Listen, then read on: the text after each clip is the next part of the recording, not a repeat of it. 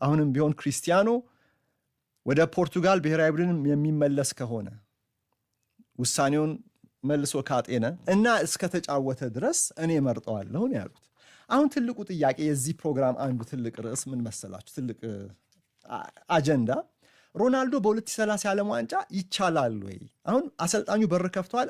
ተጫዋቹ ደግሞ ገና ውሳኔውን አላሳወቀም ወይ ውሳኔውን አልቀለበሰም። ስለመቀልበሱ አልተነገርም።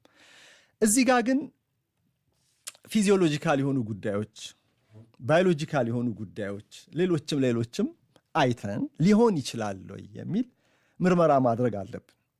2030 ላይ 45 ዓመቱ ይሆናል። በ45 ዓመት በዚህ ከፍ ባለ ስታንዳርድ መጫወት በጣም ሲበዛ ከባድ ነው። በሮናልዶ ግን ምናልባት ይሆን ወይ?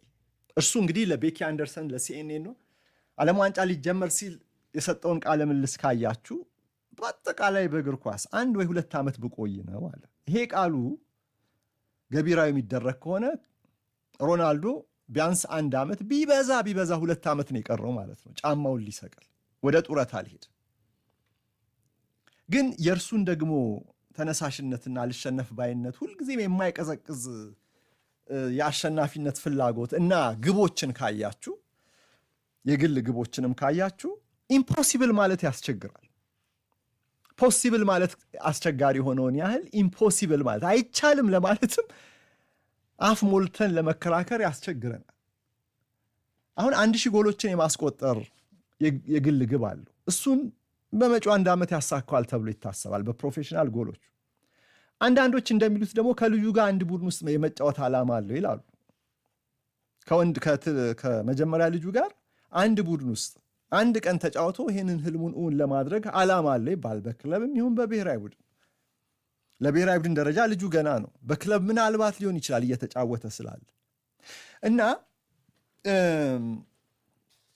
እኛ ማየት ያለብን አሁን እዚህ ጋር ይችላል ወይ ተፈጥሮ ይችላል ወይ? አሁን ሰሞኑን ለዚህ ጥያቄ መልስ ለማግኘት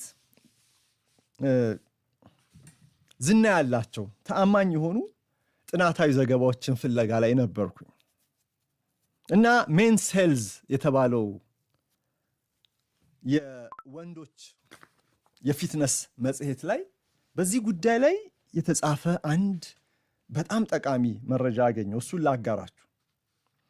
ከዛ በፊት ግን ሉዊስ ሳሃ በማንቸስተር ዩናይትድ የቡድን ጓደኛው የነበረው ይሄ ጥያቄ ቀርቦለት የሰጠው መልስ ላስቀድም። አስደናቂ ብቃት ያለው አካል የታደለ ሲሆን አለ፣ አእምሮውም እንደ ተራ ሰው አእምሮ አይመስለኝም አለ ሳሃ ስለ ሮናልዶ ሲናገር። አይችልም ማለት አልችልም አለ እሱ። ምክንያቱም እርሱ ሰው መሆኑን አውቃለሁ አንድ ቀን እንደሚያቆም አለ፣ ግን እንደ ሮቦት ነው የሚጫወተው ነው የሚለው እሱ።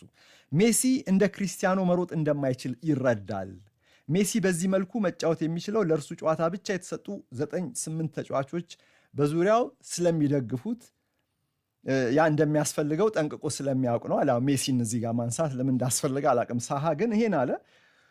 ሁለቱም ግን ትልልቅ በጣም ድንቅ ሞንስተሮች ናቸው ብሎ ነው። እንደውም በጣም ግዙፍ ስም ያላቸው ተጫዋቾች መሆናቸውን ሳይክድ፣ ግን ደግሞ ለእኔ ምርጫው ሮናልዶ ነው አለና እዩ ምን አለ። የእርሱን መረጃዎች ስታቶችን ስታዩ በየጨዋታው 9 ተኩል 10 እና 11 ኪሎ ሜትር ይሮጣል ሮናልዶ አሁንም አለ። ያ ማለት ምናልባት እንግዲህ ሮናልዶ ከ1000 ማራቶኖች በላይ ሮጧል ማለት ያስችለናል በተጫዋችነት ህይወቱ አለ። ይሄ ሁሉ ሲደራረብ እና እንደዚህ አይነት ሮቦት የሚመስል አይነት ተፈጥሮ አለው አለ። እንግዲህ